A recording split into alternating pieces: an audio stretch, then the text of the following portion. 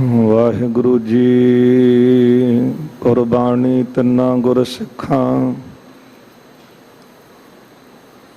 ਰਤਨਾ ਰਤਨ ਪਦਾਰਥ ਬਹੁ ਸਾਗਰ ਭਰਿਆ ਰਾਮ।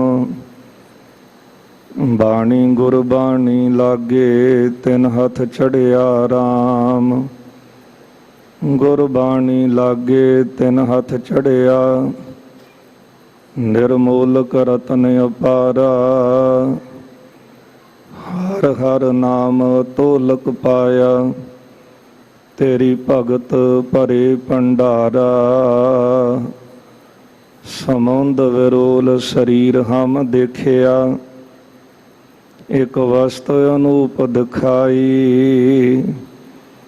ਗੁਰ ਗੋਵਿੰਦ ਗੋਵਿੰਦ ਗੁਰੂ ਹੈ, ਨਾਨਕ ਭੇਦ ਨਾ ਭਾਈ। ਬਹੁ ਸ਼ਾਸਤਰ ਬਹੁ ਸਿਮਰਤੀ, ਪੇਖੇ ਸਰਬ ਢਡੋਲ। ਪੂਜਸ ਨਾਹੀ ਹਰ ਹਰੇ, ਨਾਨਕ ਨਾਮ ਅਮੋਲ। ਹਮ ਅਵਗੁਣ ਭਰੇ ਏਕ ਗੁਣ ਨਾਹੀ, ਅੰਮ੍ਰਿਤ ਛਾੜ ਬਿਖੈ ਬਿਖ ਖਾਈ। ਮਾਇਆ ਮੋਹ ਭਰਮ ਪੈ ਭੂਲੇ, ਸੁਤ ਦਾਰਾ ਸਿਉ ਪ੍ਰੀਤ ਲਗਾਈ। ਇਕ ਉਤਮ ਪੰਥ ਸੁਨਿਓ ਗੁਰ ਸੰਗਤ, ਤਿਹ ਮਿਲੰਤ ਜਮ ਤਰਾਸ ਮਿਟਾਈ। ਇਕ ਅਰਦਾਸ ਭਾਟ ਕੀਰਤ ਕੀ, ਗੁਰ ਰਾਮਦਾਸ ਰਾਖੋ ਸਰਨਾਈ। ਸੋ ਕਹੋ ਟਲ ਗੁਰ ਸੇਵੀਐ, ਅਹਨਿਸ ਸਹਿਜ ਸੁਭਾਏ। ਦਰਸ਼ਨ ਪਰਸੈ ਗੁਰੂ ਕੈ, ਜਨਮ ਮਰਨ ਦੁਖ ਜਾਏ। ਦਰਸ਼ਨ ਪਰਸੈ ਗੁਰੂ ਕੈ, ਜਨਮ ਮਰਨ ਦੁਖ ਜਾਏ। ਸਤਨਾਮ ਸ੍ਰੀ ਵਾਹਿਗੁਰੂ ਸਾਹਿਬ ਜੀ। ਜਾਤ ਸਰੀ ਮਹੱਲਾ ਚੌਥਾ। ਘਰ ਪਹਿਲਾ ਚੌਪਦੀ। ਇਕ ਓੰਕਾਰ ਸਤਿਗੁਰ ਪ੍ਰਸਾਦ। ਮੇਰਾ ਹੀਰਾ ਰਤਨ ਨਾਮ ਹਰ ਬਸਿਆ, ਗੁਰ ਹਾਥ ਧਰਿਓ ਮੇਰਾ ਮਾਥਾ। ਜਨਮ ਜਨਮ ਕੀ ਕਿਲ ਬਿਖ ਦੁਖ ਉਤਰੇ, ਗੁਰ ਨਾਮ ਦਿਓ ਰਿਨ ਲਾਥਾ। ਮੇਰਾ ਹੀਰਾ ਰਤਨ ਨਾਮ ਹਰ ਬਸਿਆ, ਗੁਰ ਹਾਥ ਧਰਿਓ ਮੇਰਾ ਮਾਥਾ। ਜਨਮ ਜਨਮ ਕੀ ਕਿਲ ਬਿਖ ਦੁਖ ਉਤਰੇ, ਗੁਰ ਨਾਮ ਦਿਓ ਰਿਨ ਲਾਥਾ। ਮੇਰੇ ਮਨ ਭਜ ਰਾਮ ਨਾਮ, ਸਭ ਅਰਥਾ। ਗੁਰ ਪੂਰਾ ਹਰ ਨਾਮ ਦ੍ਰਿੜਾਇਆ, ਬਿਨ ਨਾਵੈ ਜੀਵਨ ਬਿਰਥਾ। ਮੇਰੇ ਮਨ ਭਜ ਰਾਮ ਨਾਮ, ਸਭ ਅਰਥਾ। ਗੁਰ ਪੂਰਾ ਹਰ ਨਾਮ ਦ੍ਰਿੜਾਇਆ, ਬਿਨ ਨਾਵੈ ਜੀਵਨ ਬਿਰਥਾ। ਰਹਾਉ। ਵਾਹਿਗੁਰੂ ਜੀ ਕਾ ਖਾਲਸਾ, ਵਾਹਿਗੁਰੂ ਜੀ ਕੀ ਫਤਿਹ। ਜੁਗ ਜੁਗ ਅਟਲ ਚਵਰ ਛਤਰ ਤਖਤ ਜੀ ਦੇ ਮਾਲਕ, ਦਸਾਂ ਹੀ ਪਾਤਸ਼ਾਹੀਆਂ ਕੀ ਆਤਮਕ ਜੋਤ, ਧੰਨ ਧੰਨ ਸਾਹਿਬ ਸ਼੍ਰੀ ਗੁਰੂ ਗ੍ਰੰਥ ਸਾਹਿਬ ਮਹਾਰਾਜ ਸੱਚੇ ਪਾਤਸ਼ਾਹ ਜੀ ਦੀ ਪਾਵਨ ਪਵਿੱਤਰ ਹਜ਼ੂਰੀ ਅੰਦਰ ਗੁਰਦੁਆਰਾ ਮੰਜੀ ਸਾਹਿਬ ਦੀਵਾਨ ਹਾਲ ਸੱਚਖੰਡ ਸ਼੍ਰੀ ਹਰਿਮੰਦਰ ਸਾਹਿਬ ਸ਼੍ਰੀ ਅੰਮ੍ਰਿਤਸਰ ਸਾਹਿਬ ਜੀ ਵਿਖੇ ਅੰਮ੍ਰਿਤ ਵੇਲੇ ਤੋਂ ਸੁੰਦਰ ਦੀਵਾਨ ਸਜੇ ਹਨ। ਸਜੇ ਹੋਏ ਦੀਵਾਨਾਂ ਅੰਦਰ ਆਪ ਸੰਗਤਾਂ ਨੇ ਆਸਾ ਦੀ ਵਾਰ ਦਾ ਕੀਰਤਨ ਸਰਵਣ ਕੀਤਾ ਹੈ। ਆਓ ਗੁਰ ਸੰਗਤ ਜੀ, ਹੁਣ ਸਮਾਂ ਹੈ ਜੋ ਸਤਿਗੁਰੂ ਸਾਹਿਬ ਜੀ ਨੇ ਸੱਚਖੰਡ ਸ਼੍ਰੀ ਹਰਿਮੰਦਰ ਸਾਹਿਬ ਦੇ ਅੰਦਰ ਅੰਮ੍ਰਿਤ ਵੇਲੇ ਪ੍ਰਕਾਸ਼ਮਾਨ ਹੋ ਕੇ ਪਾਵਨ ਮੁਖ ਵਾਕ ਦੀ ਦਾਤ ਬਖਸ਼ਿਸ਼ ਕੀਤੀ ਹੈ। ਸ਼ਬਦ ਦੀ ਵਿਚਾਰ ਦੇ ਨਾਲ ਜੁੜ ਕੇ ਆਪਣੇ ਇਸ ਮਨੁੱਖਾ ਜੀਵਨ ਨੂੰ ਸਫਲਾ ਬਣਾ ਸਕੀਏ। ਸ਼ਬਦ ਦੀ ਵਿਆਖਿਆ ਦੀ ਆਰੰਭਤਾ ਤੋਂ ਪਹਿਲਾਂ ਆਪ ਸਾਰੀ ਹੀ ਸੰਗਤ ਦਿਓ ਅਸੀਸ। ਰਸਨਾ ਕਰੋ ਪਵਿੱਤਰ, ਪਿਆਰ ਸਤਿਕਾਰ ਸਹਿਤ ਲਵਾਓ ਹਾਜ਼ਰੀਆਂ। ਉਚਾਰਨ ਕਰੋ ਜੀ ਸਤਨਾਮ ਸ਼੍ਰੀ ਵਾਹਿਗੁਰੂ ਸਾਹਿਬ ਜੀ। ਸਤਨਾਮ ਸ਼੍ਰੀ ਵਾਹਿਗੁਰੂ ਸਾਹਿਬ ਜੀ। ਸਤਨਾਮ ਸ੍ਰੀ ਵਾਹਿਗੁਰੂ ਸਾਹਿਬ ਜੀ। ਜਾਤ ਸਰੀ ਮਹੱਲਾ ਚੌਥਾ। ਘਰ ਪਹਿਲਾ ਚੌਪਦੀ।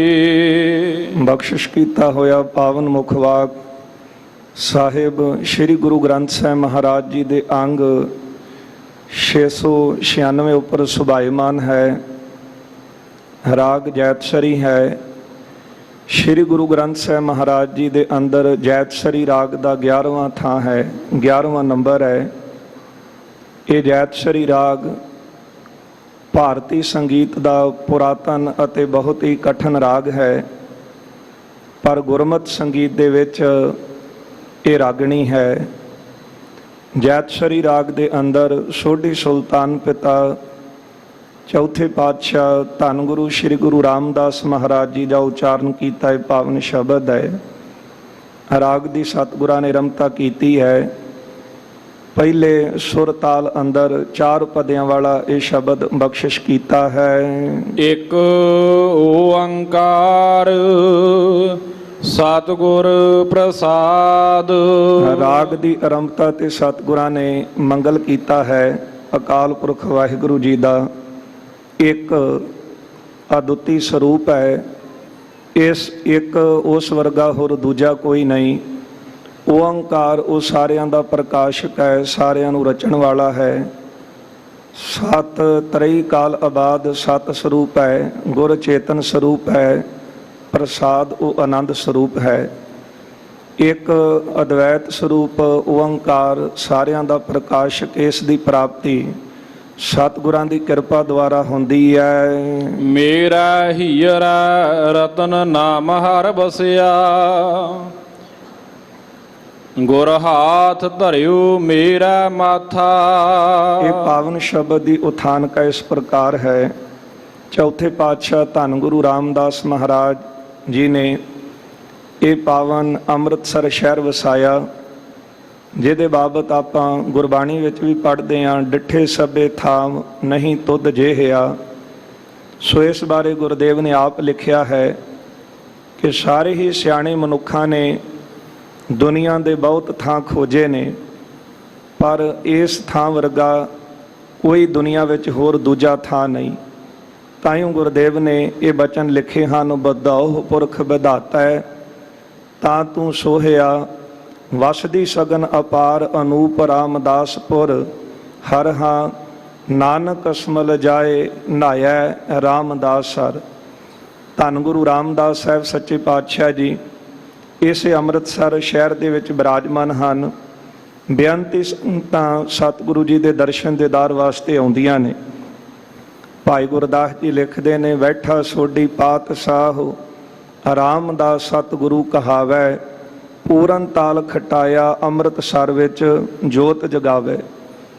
ਧੰਨ ਗੁਰੂ ਰਾਮਦਾਸ ਮਹਾਰਾਜ ਜੀ ਦੇ ਚਰਨਾਂ ਵਿੱਚ ਭਾਈ ਸਨਮੁਖ ਜੀ ਨੇ ਆ ਕੇ ਬੇਨਤੀ ਕੀਤੀ ਹੈ, ਸਤਿਗੁਰੂ ਜੀ ਕਿਰਪਾ ਕਰੋ।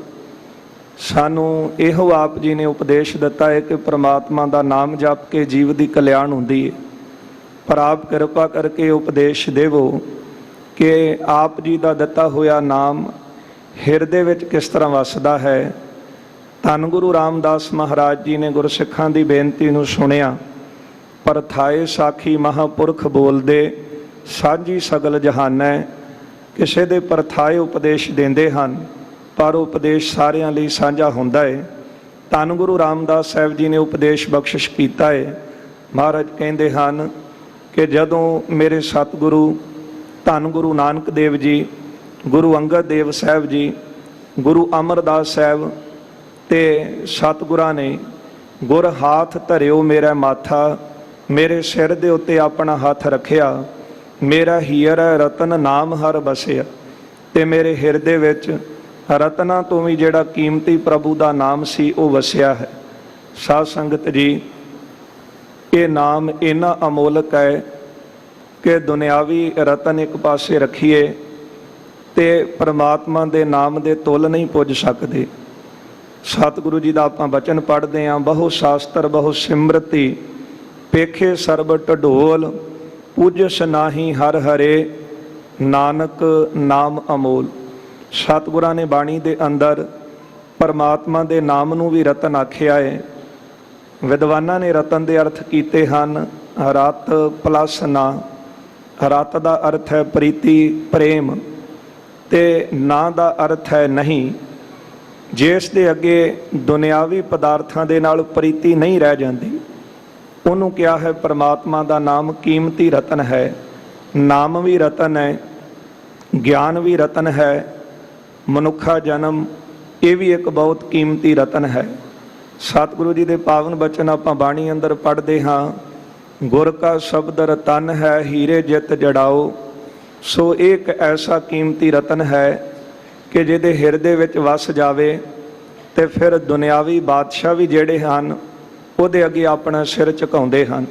ਸਤਿਗੁਰੂ ਜੀ ਦੇ ਪਾਵਨ ਬਚਨ ਆਪਾਂ ਪੜ੍ਹਦੇ ਹਾਂ, ਸਾਈ ਨਾਮ ਅਮੋਲ ਕੀਮ ਨਾ ਕੋਈ ਜਾਣ ਦੋ, ਜਿਨ੍ਹਾਂ ਭਾਗ ਮੱਥਾ ਹੈ ਸੇ ਨਾਨਕ ਹਰ ਰੰਗ ਮਾਣ ਦੋ। ਇਹ ਪ੍ਰਮਾਤਮਾ ਵਾਹਿਗੁਰੂ ਦਾ ਨਾਮ ਇੰਨਾ ਕੀਮਤੀ ਹੈ ਕਿ ਇਹਦਾ ਮੁੱਲ ਕੋਈ ਵੀ ਨਹੀਂ ਪਾ ਸਕਦਾ। ਭਾਵੇਂ ਦੁਨਿਆਵੀ ਜਿਹੜੇ ਰਤਨ ਹਨ ਉਹਨਾਂ ਦੇ ਵੀ ਮੁੱਲ ਪਾਏ ਗਏ।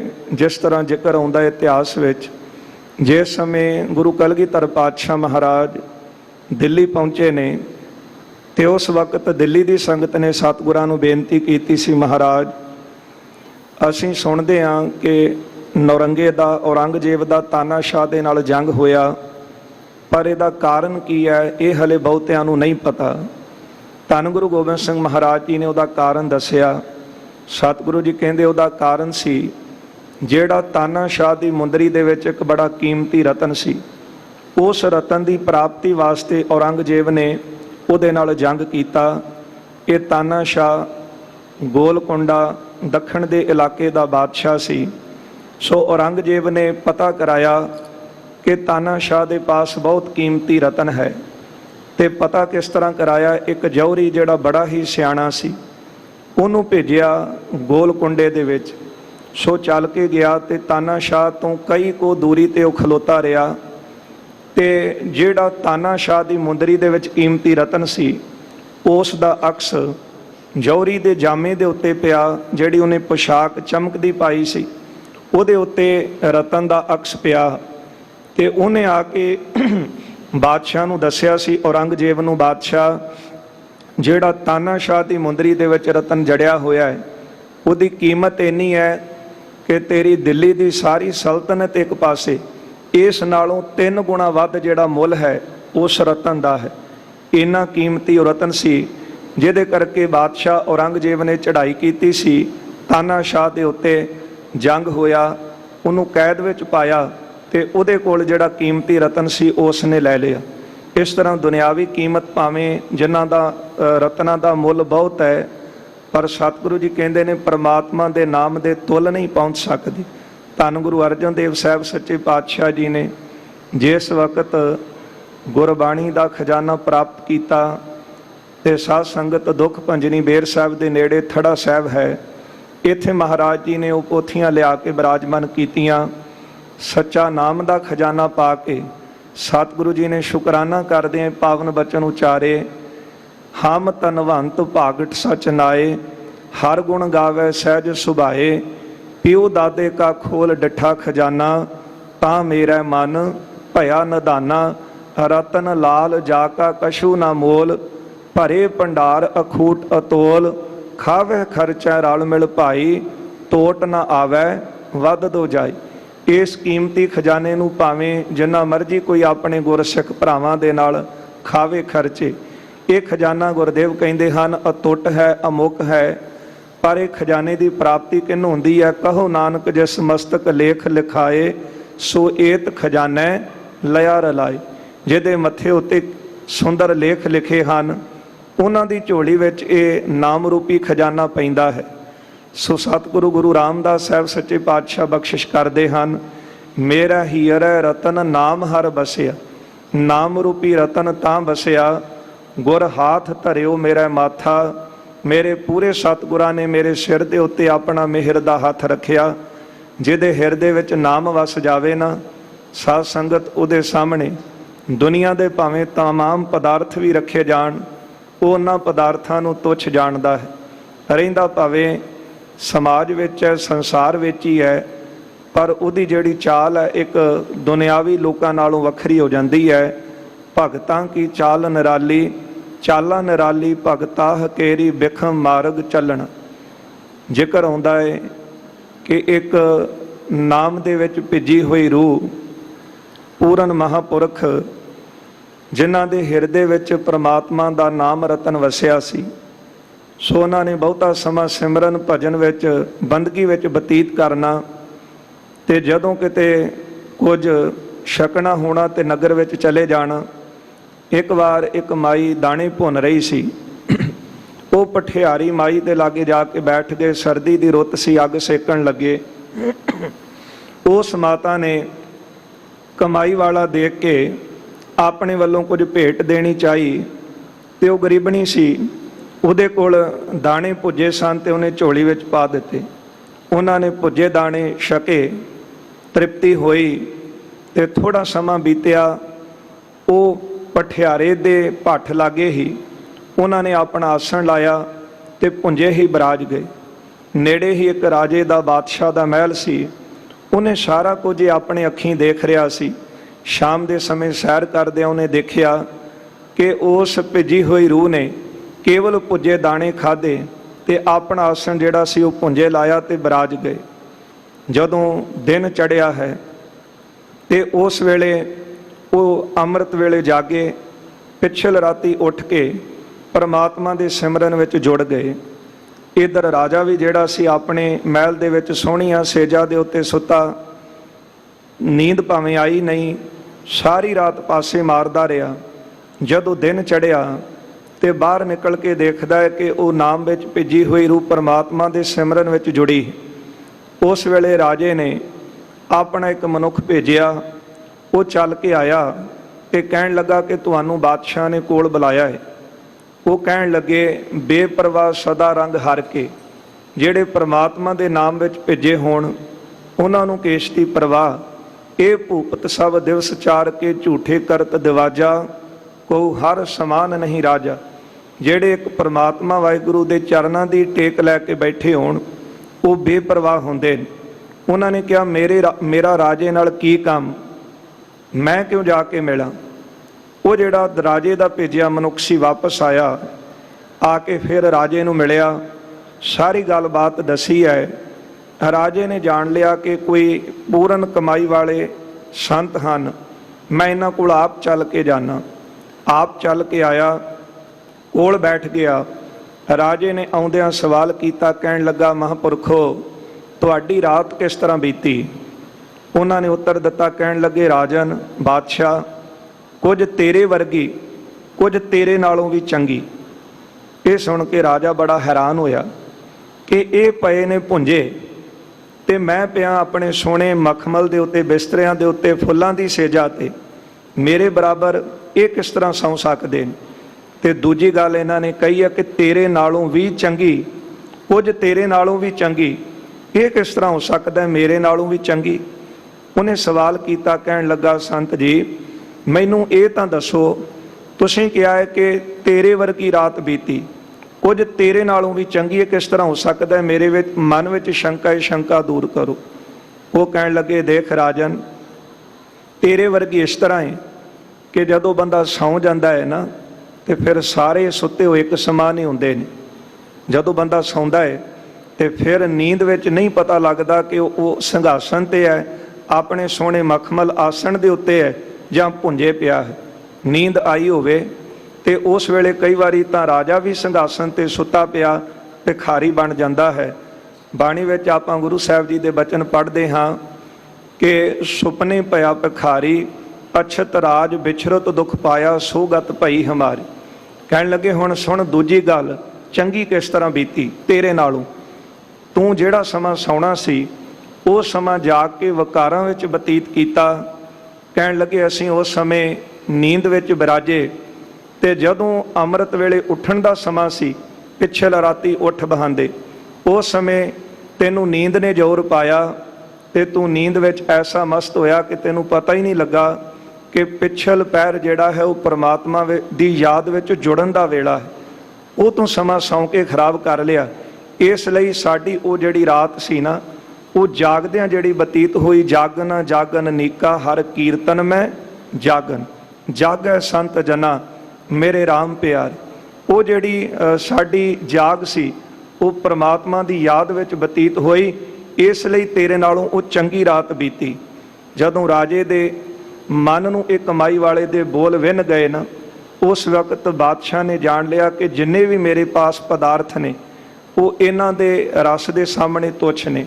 ਕਿਉਂਕਿ ਉਹਨੇ ਪੁੱਛਿਆ ਸੀ, ਕਹਿਣ ਲੱਗਾ ਕਿ ਨਾਮ ਰਸ ਨਾਲੋਂ ਜਿਹੜੇ ਵਿਸ਼ੇ ਰਸ ਹਨ, ਇਹਦੇ ਨਾਲੋਂ ਨਾਮ ਰਸ ਉੱਚਾ ਕਿਸ ਤਰ੍ਹਾਂ ਹੈ? ਉਹ ਕਹਿਣ ਲੱਗੇ, ਸੁਣ ਰਾਜਨ, ਉੱਚਾ ਇਸ ਤਰ੍ਹਾਂ ਹੈ, ਜਿਹੜਾ ਵਿਸ਼ਿਆਂ ਦਾ ਰਸ ਹੈ ਨਾ, ਉਹ ਛਿਨ ਭੰਗਰ ਹੈ, ਕੁਝ ਸਮੇਂ ਲਈ ਪ੍ਰਾਪਤ ਹੁੰਦਾ ਹੈ ਤੇ ਬਾਅਦ ਵਿੱਚ ਉਹ ਤਨ ਅਤੇ ਮਨ ਨੂੰ ਰੋਗੀ ਕਰ ਦਿੰਦਾ ਹੈ। ਜਿਹੜਾ ਪ੍ਰਮਾਤਮਾ ਦੇ ਨਾਮ ਵਿੱਚੋਂ ਰਸ ਆਉਂਦਾ ਹੈ ਨਾ, ਉਹ ਤਨ ਅਤੇ ਮਨ ਨੂੰ ਅਰੋਗ ਕਰਦਾ ਹੈ, ਰੋਗ ਤੋਂ ਰਹਿਤ ਕਰਦਾ ਹੈ। ਇਸ ਲਈ ਪ੍ਰਮਾਤਮਾ ਦੇ ਨਾਮ ਦਾ ਰਸ ਫਿਰ ਨਾਸ਼ ਨਹੀਂ ਹੁੰਦਾ, ਇਹ ਆਨੰਦ ਸਦਾ ਬਣਿਆ ਰਹਿੰਦਾ ਹੈ। ਰਾਜੇ ਦੇ ਮਨ ਨੂੰ ਬੋਲ ਲੱਗੇ, ਕਹਿਣ ਲੱਗਾ ਕਮਾਈ ਵਾਲੇ ਸੰਤ ਨੂੰ ਕਿ ਮੇਰੇ ਤੇ ਵੀ ਕਿਰਪਾ ਕਰੋ, ਮੈਨੂੰ ਵੀ ਇਹ ਆਨੰਦ ਮਿਲ ਜਾਵੇ। ਕਹਿਣ ਲੱਗੇ, ਇਹ ਆਨੰਦ ਉਦੋਂ ਆਉਂਦਾ ਹੈ ਜਦੋਂ ਪ੍ਰਮਾਤਮਾ ਦਾ ਨਾਮ ਹਿਰਦੇ 'ਚ ਵਸ ਜਾਵੇ। ਮੇਰਾ ਹੀਰਾ ਰਤਨ ਨਾਮ ਹਰ ਬਸਿਆ, ਇਹ ਆਨੰਦ ਬਣਦਾ ਹੀ ਉਦੋਂ ਹੈ। ਹਾਲੇ ਤਾਂ ਕੇਵਲ ਸੁਣਿਆ, ਸੁਣ ਕੇ ਉਹ ਗੱਲ ਬਣੀ ਨਹੀਂ। ਕਈ ਵਾਰੀ ਬੰਦਾ ਕਹਿੰਦਾ ਹੈ ਕਿ ਉਹ ਖੇਡ ਨਹੀਂ ਬਣ ਰਹੀ, ਮਨ ਦਾ ਟਿਕਾ ਨਹੀਂ ਬਣ ਰਿਹਾ, ਉਹ ਆਨੰਦ ਕਿਉਂ ਨਹੀਂ ਆ ਰਿਹਾ? ਪਰ ਗੁਰੂ ਸਾਹਿਬ ਕਹਿੰਦੇ ਉਹ ਆਨੰਦ ਆਉਂਦਾ ਹੀ ਉਦੋਂ ਹੈ ਜਦੋਂ ਅਭਿਆਸੀ ਆਪਣਾ ਅਭਿਆਸ ਪਕਾ ਲਵੇ, ਨਾਮ ਹਿਰਦੇ ਵਿੱਚ ਵਸ ਜਾਵੇ, ਤੇ ਫਿਰ ਨਾਮ ਤੋਂ ਬਿਨਾਂ ਇੱਕ ਖਿਣ ਵੀ ਜਿਹੜਾ ਜੀਵਨ ਹੈ ਉਹ ਇਸ ਤਰ੍ਹਾਂ ਬਤੀਤ ਹੁੰਦਾ ਹੈ ਜਿਸ ਤਰ੍ਹਾਂ ਮੌਤ ਹੋ ਰਹੀ। ਇਸ ਲਈ ਜਿਨ੍ਹਾਂ ਦੇ ਹਿਰਦੇ ਵਿੱਚ ਨਾਮ ਵਸ ਜਾਂਦਾ ਹੈ ਉਹਨਾਂ ਨੂੰ ਹੀ ਸਦੀਵ ਕਾਲ ਆਨੰਦ ਦੀ ਪ੍ਰਾਪਤੀ ਹੁੰਦੀ। ਉਹ ਰਾਜਾ ਕਹਿੰਦਾ, ਬਾਦਸ਼ਾਹ ਕਮਾਈ ਵਾਲੇ ਸੰਤ ਨੂੰ ਕਹਿੰਦਾ, ਮੈਨੂੰ ਵੀ ਆਨੰਦ ਬਖਸ਼ੋ। ਕਹਿੰਦੇ, ਨਾਮ ਦੀ ਕਮਾਈ ਕਰ, ਅਭਿਆਸ ਕਰ, ਜਦੋਂ ਹਿਰਦੇ ਵਿੱਚ ਵਸ ਗਿਆ ਤੇ ਫਿਰ ਆਪੇ ਹੀ ਆਨੰਦਮਈ ਅਵਸਥਾ ਬਣ ਜਾਣੀ। ਗੁਰੂ ਹਰਿ ਸਾਹਿਬ ਸੱਚੇ ਪਾਤਸ਼ਾਹ ਜੀ ਨੂੰ ਸਿੱਖਾਂ ਨੇ ਸਵਾਲ ਕੀਤਾ ਸੀ ਨਾ, ਮਹਾਰਾਜ ਕਦੋਂ ਪਤਾ ਲੱਗੇ ਕਿ ਸੁੱਤਾ ਮਨ ਸਾਡਾ ਜਾਗ ਪਿਆ? ਤੇ ਗੁਰੂ ਹਰਿ ਸਾਹਿਬ ਜੀ ਨੇ ਬਚਨ ਕਹੇ, ਮਨ ਜਾਗੈ ਕੀ ਇਹ ਨਿਸ਼ਾਨੀ, ਮਿੱਠੀ ਲਾਗੈ ਪ੍ਰੇ ਕੀ ਬਾਣੀ। ਗੁਰੂ ਦੀ ਬਾਣੀ, ਨਾਮ, ਸਿਮਰਨ, ਕੀਰਤਨ, ਸੇਵਾ, ਇਹ ਫਿਰ ਮਿੱਠੀ ਲੱਗਣ ਲੱਗ ਪੈਂਦੀ। ਬਸ ਇਹੋ ਸੁੱਤੇ ਜਾਗੇ ਹੋਏ ਮਨ ਦੀ ਨਿਸ਼ਾਨੀ। ਉਹ ਫਿਰ ਕਹਿੰਦਾ ਮੈਨੂੰ ਵੀ ਇਹ ਆਨੰਦ ਦਿਓ। ਕਹਿੰਦੇ, ਨਾਮ ਜਪ, ਕਿਉਂਕਿ ਨਾਮ ਜਪਣ ਦੇ ਨਾਲ ਵਿਕਾਰ ਅੰਦਰੋਂ ਨਾਸ਼ ਹੁੰਦੇ ਨੇ, ਤੇ ਜਦੋਂ ਵਿਕਾਰ ਨਾਸ਼ ਹੋ ਜਾਣ ਫਿਰ ਹੀ ਪ੍ਰਮਾਤਮਾ ਦੇ ਨਾਮ ਵਿੱਚੋਂ ਆਨੰਦ ਦੀ ਪ੍ਰਾਪਤੀ ਹੁੰਦੀ। ਕਹਿੰਦਾ ਹੈ ਕਿ ਤੁਹਾਨੂੰ ਇਹ ਨਾਮ ਰਸ ਮਿਲਿਆ ਕਿਸ ਤਰ੍ਹਾਂ? ਉਹ ਕਹਿਣ ਲੱਗੇ, ਮੇਰੇ ਗੁਰਦੇਵ ਨੇ ਮੇਰੇ ਸਿਰ ਤੇ ਹੱਥ ਰੱਖਿਆ ਸੀ, ਉਹਨਾਂ ਦੀ ਕਿਰਪਾ ਦੇ ਨਾਲ ਮੇਰੇ ਅੰਦਰ ਇਹ ਨਾਮ ਰਸ ਟਿਕਿਆ ਹੈ। ਉਸ ਵਕਤ ਕਹਿਣ ਲੱਗਾ, ਮੇਰੇ ਵੀ ਸਿਰ ਤੇ ਤੁਸੀਂ ਹੱਥ ਰੱਖ ਦਿਓ। ਐਸੀ ਕਿਰਪਾ ਵਰਤਾਈ। ਉਹ ਨਾਮ ਵਿੱਚ ਸਿਮਰਨ ਵਿੱਚ ਭਿੱਜੀ ਹੋਈ ਰੂਹ ਨੇ ਉਸ ਬਾਦਸ਼ਾਹ ਨੂੰ ਵੀ ਕਿਹਾ, ਕਹਿਣ ਲੱਗੇ, ਤੂੰ ਵੀ ਨਾਮ ਜਪ, ਤੈਨੂੰ ਵੀ ਰਸ ਆਵੇਗਾ। ਪਰ ਇਹ ਰਸ ਆਉਂਦਾ ਉਦੋਂ ਹੈ, ਇਹ ਰਸ ਛੱਡ ਹੈ, ਉਹ ਰਸ ਆਵਾ, ਉਹ ਰਸ ਪੀਆ, ਇਹ ਰਸ ਨਹੀਂ ਭਾਵ। ਫਿਰ ਉਹਦੇ ਅੰਦਰ ਵੀ ਜਿਹੜਾ ਨਾਮ ਦਾ ਆਨੰਦ ਸੀ ਉਹਨੂੰ ਬਖਸ਼ ਦਿੱਤਾ। ਸੋਢੀ ਸੁਲਤਾਨ ਪਿਤਾ ਸਾਹਿਬ ਸ੍ਰੀ ਗੁਰੂ ਰਾਮਦਾਸ ਸਾਹਿਬ ਸੱਚੇ ਪਾਤਸ਼ਾਹ ਬਖਸ਼ਿਸ਼ ਹੀ ਕਰਦੇ ਨੇ। ਮਹਾਰਾਜ ਕਹਿੰਦੇ ਨਾਮ ਰਤਨ ਉਦੋਂ ਮੇਰੇ ਹਿਰਦੇ ਵਿੱਚ ਵਸਿਆ ਜਦੋਂ ਮੇਰੇ ਪੂਰੇ ਗੁਰੂ ਅਮਰਦਾਸ ਸਾਹਿਬ ਸੱਚੇ ਪਾਤਸ਼ਾਹ ਜੀ ਨੇ ਮੇਰੇ ਸਿਰ ਉੱਤੇ ਆਪਣਾ ਮਿਹਰ ਭਰਿਆ ਹੱਥ ਰੱਖ ਦਿੱਤਾ।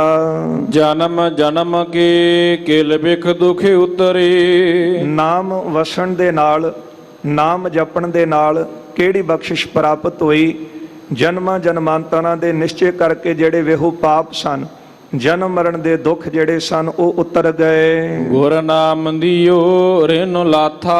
ਮੇਰੇ ਗੁਰਾਂ ਨੇ ਮੈਨੂੰ ਨਾਮ ਦਿੱਤਾ, ਉਸ ਨਾਮ ਦੀ ਬਰਕਤ ਦੇ ਨਾਲ ਸਾਰੇ ਜਿਹੜੇ ਰਿਨ ਕਰਜ਼ੇ ਸਨ ਉਹ ਲਾਥਾ ਉਤਰ ਗਏ। ਸਾਧ ਸੰਗਤ ਵਿਦਵਾਨਾਂ ਨੇ 4 ਪ੍ਰਕਾਰ ਦੇ ਰਿਨ ਮੰਨੇ ਹਨ: ਲੋਕ ਡੰਡ, ਰਾਜ ਡੰਡ, ਪਿੱਤਰ ਡੰਡ, ਦੇਵ ਡੰਡ। ਲੋਕਾਂ ਦਾ ਕੋਈ ਕਰਜ਼ਾ ਦੇਣਾ, ਰਾਜੇ ਵੱਲੋਂ ਕੋਈ ਡੰਡ ਲਾ ਦੇਣਾ, ਪਿੱਤਰਾਂ ਦੀ ਕੋਈ ਕਰੋਪੀ ਹੋ ਗਈ ਕਿ ਮੇਰੇ ਸ਼ਰਾਧ ਕਰਾਓ ਜਾਂ ਮੇਰੀ ਮੱਟੀ ਬਣਾਓ, ਜਾਂ ਇਸੇ ਤਰ੍ਹਾਂ ਉਹਨਾਂ ਦਾ ਦੇਵਤਿਆਂ ਦਾ ਡੰਡ, ਉਹਨਾਂ ਦੀ ਕਰੋਪੀ ਹੋ ਜਾਣੀ। ਪਰ ਗੁਰੂ ਰਾਮਦਾਸ ਮਹਾਰਾਜ ਕਿਰਪਾ ਕਰਦੇ ਨੇ, ਗੁਰ ਨਾਮ ਦਿਓ ਰਿਨ ਲਾਥਾ। ਨਾਮ ਇੰਨਾ ਕੀਮਤੀ ਹੈ, ਇੰਨਾ ਅਮੋਲਕ ਹੈ ਕਿ ਜਿਹਨੂੰ ਨਾਮ ਦੀ ਪ੍ਰਾਪਤੀ ਹੋ ਜਾਵੇ ਉਹਨੂੰ ਫਿਰ ਹੋਰ ਕੋਈ ਕਰਮ ਕਰਨ ਦੀ ਲੋੜ ਨਹੀਂ ਰਹਿੰਦੀ। ਸਿਮਰਤ ਵੇਦ ਪੁਰਾਨ ਪੁਕਾਰਨ ਪੋਥੀਆਂ, ਨਾਮ ਬਿਨਾ ਸਭ ਕੂੜ ਗਾਲੀ ਹੋਛੀਆਂ। ਇਸ ਲਈ ਮੇਰੇ ਗੁਰਾਂ ਨੇ ਕਿਰਪਾ ਕਰਕੇ ਮੈਨੂੰ ਨਾਮ ਦਿੱਤਾ ਤੇ ਸਾਰਾ ਜਿਹੜਾ ਰਿਨ ਕਰਜ਼ਾ ਸੀ ਉਹ ਲੱਥ ਗਿਆ। ਮੇਰੇ ਮਨ ਭਜ ਰਾਮ ਨਾਮ ਸਭ ਅਰਥਾ। ਐ ਮੇਰੇ ਸੋਹਣੇ ਮਨਾ, ਭਜ ਜਪ ਸਿਮਰਨ ਕਰ ਰਮੇ ਹੋਏ ਰਾਮ ਪਰਮੇਸ਼ਰ ਦੇ ਨਾਮ ਨੂੰ, ਜੋ ਸਭ ਅਰਥਾ, ਸਾਰੇ ਅਰਥ, ਧਰਮ ਅਰਥ ਕਾਮ ਮੋਖ, ਸਾਰੇ ਪਦਾਰਥਾਂ ਨੂੰ ਦੇਣ ਵਾਲਾ ਹੈ। ਗੁਰ ਪੂਰਾ ਹਰ ਨਾਮ ਦ੍ਰਿੜਾਇਆ। ਪੂਰੇ ਸਤਿਗੁਰਾਂ ਨੇ ਨਾਮ ਦ੍ਰਿੜ ਕੀਤਾ ਹੈ, ਨਾਮ ਪੱਕਾ ਕਰ ਦਿੱਤਾ ਹੈ। ਬਿਨ ਨਾਵੈ ਜੀਵਨ ਬਿਰਥਾ। ਫਿਰ ਇਹ ਵੀ ਉਪਦੇਸ਼ ਦਿੱਤਾ ਹੈ ਕਿ ਪੁਰਖਾ ਨਾਮ ਤੋਂ ਬਿਨਾਂ ਜਿਹੜਾ ਜੀਵਨ ਹੈ ਨਾ, ਬਿਰਥਾ ਦਾ ਅਰਥ ਹੈ ਕਿਸੇ ਅਰਥ ਨਹੀਂ ਰਹਿ ਜਾਂਦਾ, ਬਿਰਥਾ ਨਿਸਫਲ ਜਾਂਦਾ ਹੈ। ਭਗਤ ਜੀ ਦੇ ਆਪਾਂ ਬਚਨ ਪੜ੍ਹਦੇ ਹਾਂ, ਗੁਰ ਸੇਵਾ ਤੇ ਭਗਤ ਕਮਾਈ, ਤਬ ਇਹ ਮਾਨਸ ਦੇਹੀ ਪਾਈ। ਇਹ ਮਨੁੱਖਾ ਦੇਹੀ ਦੀ ਪ੍ਰਾਪਤੀ ਹੀ ਜਿਹੜੀ ਹੈ ਭਗਤੀ ਵਾਸਤੇ, ਸਿਮਰਨ ਵਾਸਤੇ ਹੋਈ ਹੈ। ਗੁਰ ਸੇਵਾ ਤੇ ਭਗਤ ਕਮਾਈ, ਸੇਵਾ ਤੇ ਭਗਤੀ ਵਾਸਤੇ ਮਨੁੱਖਾ ਦੇ ਸਾਨੂੰ ਮਿਲੀ ਹੈ।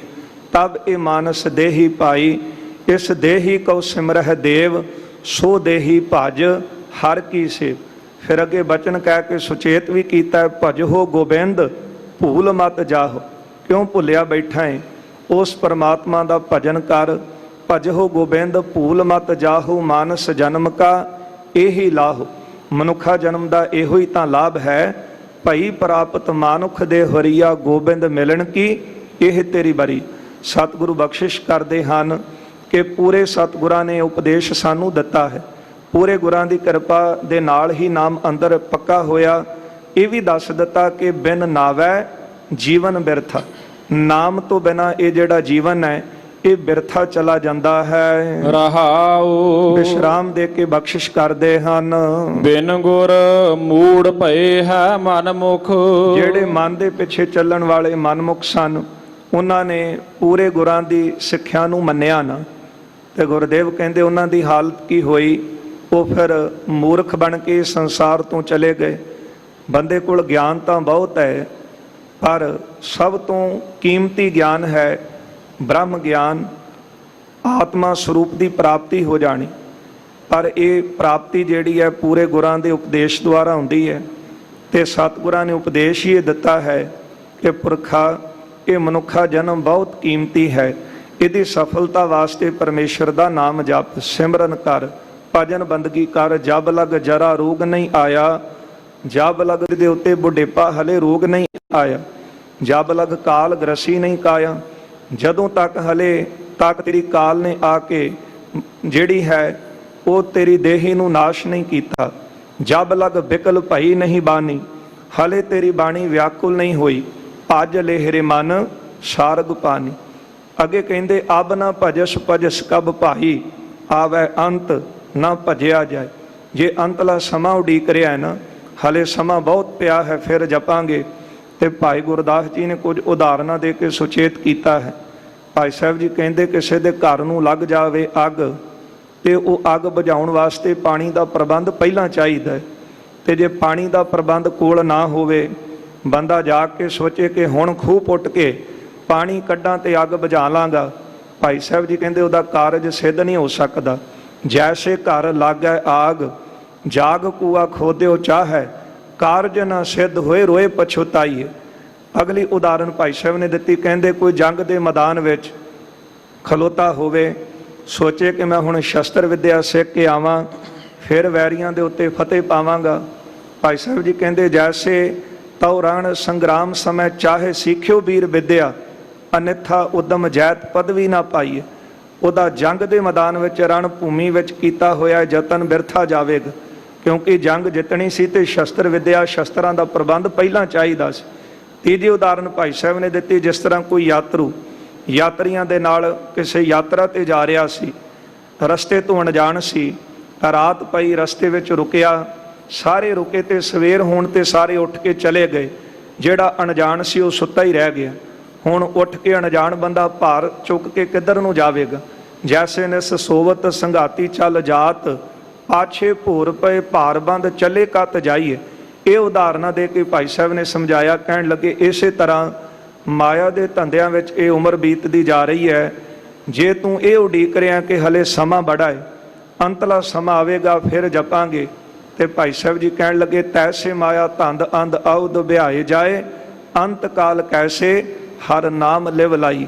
ਜਿਹੜਾ ਅੰਤਲਾ ਸਮਾਂ ਤੂੰ ਉਡੀਕ ਰਿਹਾ ਨਾ, ਭਗਤ ਜੀ ਕਹਿੰਦੇ ਅਬ ਨਾ ਭਜਸ ਭਜਸ ਕਬ ਭਾਈ, ਆਵੈ ਅੰਤ ਨਾ ਭਜਿਆ ਜਾਏ। ਜਦੋਂ ਅੰਤਲਾ ਸਮਾਂ ਆਵੇਗਾ ਫਿਰ ਤਾਂ ਸੁਰਤ ਪੁਨਹ ਪੁਨਹ ਬਾਰ-ਬਾਰ ਉੱਥੇ ਹੀ ਜਾਂਦੀ ਹੈ ਜਿਹੜੇ ਕੰਮ ਜੀਵ ਨੇ ਸਾਰੀ ਉਮਰ ਕੀਤੇ ਸਨ। ਇਸ ਲਈ ਗੁਰੂ ਸਾਹਿਬ ਨੇ ਉਪਦੇਸ਼ ਹੀ ਇਹ ਬਖਸ਼ਿਆ ਹੈ, ਗੁਰ ਪੂਰੈ ਹਰ ਨਾਮ ਦ੍ਰਿੜਾਇਆ, ਬਿਨ ਨਾਵੈ ਜੀਵਨ ਬਿਰਥਾ। ਇਹ ਸ਼ਬਦ ਦੀ ਰਹਾਉ ਵਾਲੀ ਪੰਕਤੀ ਹੈ। ਸਤਿਗੁਰੂ ਕਹਿੰਦੇ ਹਨ ਨਾਮ ਤੋਂ ਬਿਨਾਂ, ਸਤਿਗੁਰਾਂ ਨੇ ਦੱਸ ਦਿੱਤਾ ਪਿਆਰਿਆ, ਇਹ ਜੀਵਨ ਬਿਰਥਾ ਹੈ, ਨਿਸਫਲ ਹੈ। ਜਿਹਦੇ ਹਿਰਦੇ ਵਿੱਚ ਨਾਮ ਵਸ ਜਾਵੇ ਉਹ ਤਾਂ ਰਾਜਿਆਂ ਨਾਲੋਂ ਵੀ ਉੱਤਮ ਹੋ ਜਾਂਦਾ ਹੈ। ਬਸਤਾ ਟੂਟੀ ਝੁੰਪੜੀ ਚੀਰ ਸਭ ਛਿੰਨਾ, ਜਾਤ ਨਾ ਪਤ ਨਾ ਆਦਰੋ, ਉਦਿਆਨ ਪਰਮਿੰਨਾ, ਮਿੱਤਰ ਨਾ ਇਠ ਤਨ ਰੂਪਹੀਣ, ਕਿਛ ਸਾਕ ਨਾ ਸਿੰਨਾ, ਰਾਜਾ ਸਗਲੀ ਸ੍ਰਿਸ਼ਟ ਕਾ ਹਰ ਨਾਮ ਮਨ ਭਿੰਨ, ਤਿਸ ਕੀ ਧੂੜ ਮਨ ਉਧਰੈ ਪ੍ਰਭ ਹੋਏ ਸੋ ਪ੍ਰਸੰਨਾ। ਇਹ ਸਤਿਗੁਰਾਂ ਨੇ ਉਪਦੇਸ਼ ਦਿੱਤਾ ਹੈ। ਨਾਮ ਤੋਂ ਬਿਨਾਂ ਭਾਈ ਜੀਵਨ ਬਿਰਥਾ ਹੈ। ਬਿਨ ਗੁਰ ਮੂੜ ਭਏ ਹੈ ਮਨ ਮੁਖ, ਵਿਸ਼ਰਾਮ ਦੇ ਕੇ ਸਤਿਗੁਰੂ ਬਖਸ਼ਿਸ਼ ਕਰਦੇ ਨੇ। ਪੂਰੇ ਗੁਰਾਂ ਦੀ ਸਿੱਖਿਆ ਤੋਂ ਬਿਨਾਂ ਇਹ ਜਿਹੜਾ ਮਨਮੁਖ ਜੀਵ ਹੈ ਇਹ ਮੂਰਖ ਹੋ ਰਿਹਾ ਹੈ, ਬੇਸਮਝ ਹੋ ਰਿਹਾ ਹੈ। ਤੇ ਮੋਹ ਮਾਇਆ ਨਿਤ ਫਾਥਾ, ਨਿਤ ਹੀ ਇਹ ਮਾਇਆ ਦੇ ਮੋਹ ਦੇ ਵਿੱਚ ਫਸਿਆ ਰਹਿੰਦਾ ਹੈ। ਹੁਣ ਕਈ ਸਵਾਲ ਇਹ ਕਰਦੇ ਨੇ ਜੀ ਮਾਇਆ ਤੋਂ ਬਿਨਾਂ ਤੇ ਗੁਜ਼ਾਰਾ ਹੈ ਨਹੀਂ। ਹਾਂ ਨਹੀਂ, ਕਿਉਂਕਿ ਮਾਇਆ ਦੁਆਰਾ ਹੀ ਇਹ ਸੰਸਾਰ ਪਰਮਾਤਮਾ ਨੇ ਰਚਿਆ ਹੈ। ਪਰ ਮਾਇਆ ਹੈ ਕੀ? ਇਹ ਸੰਸਾਰ ਵਿੱਚ ਰਹਿੰਦਿਆਂ ਗੁਰਦੇਵ ਕਹਿੰਦੇ ਨੇ ਜੈਸੀ ਅਗਨ ਉਦਰ ਮੈਂ ਤੈਸੀ ਬਾਹਰ ਮਾਇਆ। ਜਿਸ ਤਰ੍ਹਾਂ ਮਾਂ ਦੇ ਅਗਨ ਵਿੱਚ ਅੱਗ ਸੀ ਨਾ, ਇਸੇ ਤਰ੍ਹਾਂ ਹੀ ਜੀਵ ਨੂੰ ਇਹ ਬਾਹਰ ਮਾਇਆ ਰੂਪੀ ਅੱਗ ਸਾੜ ਰਹੀ ਹੈ। ਉਹ ਅੱਗ ਨੇ ਤਾਂ 9 ਮਹੀਨੇ ਸਾੜਿਆ, ਪਰ ਇਸ ਅੱਗ ਨੇ, ਉਸ ਅੱਗ ਨੇ ਤਾਂ ਸਾੜ ਕੇ ਜੀਵ ਨੂੰ ਬਣਾ ਦਿੱਤਾ, ਪਰ ਇਹ ਅੱਗ ਜਿਹੜੀ ਹੈ ਇਹ ਜੀਵਨ ਨੂੰ ਬਰਬਾਦ ਕਰ ਰਹੀ। ਜੈਸੀ ਅਗਨ ਉਦਰ ਮੈਂ ਤੈਸੀ ਬਾਹਰ ਮਾਇਆ, ਮਾਇਆ ਅਗਨ ਸਭ ਇੱਕੋ ਜਿਹੀ ਕਰਤਾ ਖੇਲ ਰਚਾਇਆ। ਪਰ ਗੁਰੂ ਸਾਹਿਬ ਕਹਿੰਦੇ ਨੇ ਮਾਇਆ ਹੈ ਕਿ ਇਹ ਮਾਇਆ ਜਿਤ ਹਰ ਵਿਸਰੈ, ਜਿਹਨੂੰ ਦੇਖ ਕੇ ਪ੍ਰਮਾਤਮਾ ਦੀ ਯਾਦ ਭੁੱਲੇ ਉਹ ਮਾਇਆ ਹੈ। ਇਸ ਲਈ ਜਿਹੜੇ ਪ੍ਰਮਾਤਮਾ ਵਾਹਿਗੁਰੂ ਜੀ ਦੇ ਨਾਮ ਦੇ ਵਿੱਚ ਰੰਗੇ ਨੇ ਨਾ, ਉਹ ਰਹਿੰਦੇ ਭਾਵੇਂ ਸੰਸਾਰ ਵਿੱਚ ਹੀ ਹਨ, ਪਰ ਸੁਰਤ ਕਰਕੇ ਨਾਮ ਵਿੱਚ ਜੁੜੇ ਹੋਣ ਕਰਕੇ ਤਿੰਨੀ ਵਿੱਚੇ ਮਾਇਆ ਪਾਇਆ। ਉਹ ਮਾਇਆ ਵੀ ਸੰਸਾਰ ਵਿੱਚ ਰਹਿੰਦੇ ਆ ਪ੍ਰਮਾਤਮਾ ਦੀ ਪ੍ਰਾਪਤੀ ਕਰ ਲੈਂਦੇ। ਗੁਰਦੇਵ ਬਖਸ਼ਿਸ਼ ਕਰਦੇ ਨੇ ਜਿਹੜੇ ਮਨਮੁਖ ਹਨ ਉਹ ਗੁਰੂ ਦੇ ਉਪਦੇਸ਼ ਤੋਂ ਬਿਨਾਂ ਬੇਸਮਝ ਹਨ ਤੇ ਮੋਹ ਮਾਇਆ ਦੇ ਵਿੱਚ ਨਿਤ ਫਸੇ ਰਹਿੰਦੇ ਹਨ। ਤਿੰਨ ਸਾਧੂ ਚਰਨ ਨਾ ਸੇਵੇ ਕਬਹੂ, ਉਹਨਾਂ ਮਨਮੁਖਾਂ ਨੇ ਸ਼੍ਰੇਸ਼ਟ ਸਤਿਗੁਰਾਂ ਦੇ ਚਰਨਾਂ ਦੀ ਕਦੇ ਸੇਵਾ ਨਹੀਂ ਕੀਤੀ। ਤਿੰਨ ਸਭ ਜਨਮ ਅਕਾਥਾ, ਅਤੇ ਹੀਰਿਆਂ ਵਰਗਾ ਕੀਮਤੀ ਰਤਨ ਵਰਗਾ ਮਨੁੱਖਾ ਜਨਮ ਜਿਹੜਾ ਸੀ ਉਹ ਅਕਾਥਾ ਬਿਰਥਾ ਹੀ ਗਵਾ ਲਿਆ। ਜਿਨ ਸਾਧੂ ਚਰਨ ਸਾਧ ਪਗ ਸੇਵੇ, ਜਿਨ੍ਹਾਂ ਨੇ ਸਾਧੂ ਚਰਨ ਸਾਧ ਪਗ ਸੇਵੇ, ਸ਼੍ਰੇਸ਼ਟ ਗੁਰਾਂ ਦੇ ਚਰਨਾਂ ਨੂੰ ਪਰਸਿਆ ਅਤੇ ਸਤਿਗੁਰਾਂ ਦੇ ਚਰਨਾਂ ਦੀ ਸੇਵਾ ਕੀਤੀ ਹੈ। ਤਿਨ ਸਫਲ ਏਉ ਜਨਮ ਸਨਾਥਾ। ਉਹਨਾਂ ਦਾ ਇਹ ਜਿਹੜਾ ਜਨਮ ਸੀ ਸਫਲਿਓ ਸਫਲਾ ਹੋਇਆ ਅਤੇ ਕਿਸੇ ਦੇ ਅਰਥ ਲੱਗਾ ਹੈ, ਜਾਂ ਫਿਰ ਉਹਨਾਂ ਦੀ ਸਫਲਾ ਜਿਨ੍ਹਾਂ ਨੇ ਜਨਮ ਇਹ ਮਨੁੱਖਾ ਜਨਮ ਦੀ ਬਾਜੀ ਨੂੰ ਜਿੱਤ ਲਿਆ, ਮਨੁੱਖਾ ਜਨਮ ਸਫਲਾ ਕਰ ਲਿਆ, ਗੁਰਾਂ ਦੇ ਚਰਨਾਂ ਨੂੰ ਪਰਸ ਕੇ ਚਰਨਾਂ ਦੀ ਸੇਵਾ ਕਰਕੇ। ਤੇ ਫਿਰ ਗੁਰਦੇਵ ਕਹਿੰਦੇ ਨੇ ਉਹ ਸਫਲ ਜਨਮ ਵਾਲਿਆਂ ਦੀ ਜਿਹੜਾ ਸੰਗਤ ਵਿੱਚ ਆਉਂਦਾ ਹੈ ਉਹਦਾ ਵੀ ਜੀਵਨ ਸਨਾਥਾ ਸਫਲਾ ਹੋ ਜਾਂਦਾ ਹੈ। ਮੋਕੋ ਕੀਜੈ ਦਾਸ ਦਾਸ ਦਾਸਨ ਕੋ ਹਰ ਦਇਆ ਧਾਰ ਜਗਨਨਾਥਾ। ਐ ਜਗਤ ਦੇ ਸੁਆਮੀ ਜੀ ਮੇਰੇ ਤੇ ਮਿਹਰ ਕਰੋ ਤੇ ਮੈਨੂੰ ਆਪਣੇ ਜਿਹੜੇ ਤੁਹਾਡੇ ਦਾਸ ਹਨ, ਮਨ ਬਾਣੀ ਸਰੀਰ ਕਰਕੇ ਜਿਹੜੇ ਤੁਹਾਡੇ ਦਾਸ ਨੇ, ਉਹਨਾਂ ਦਾਸਨ ਕੋ ਉਹਨਾਂ ਦਾਸਾਂ ਦਾ ਦਾਸ ਮੈਨੂੰ ਬਣਾ ਦਵੋ।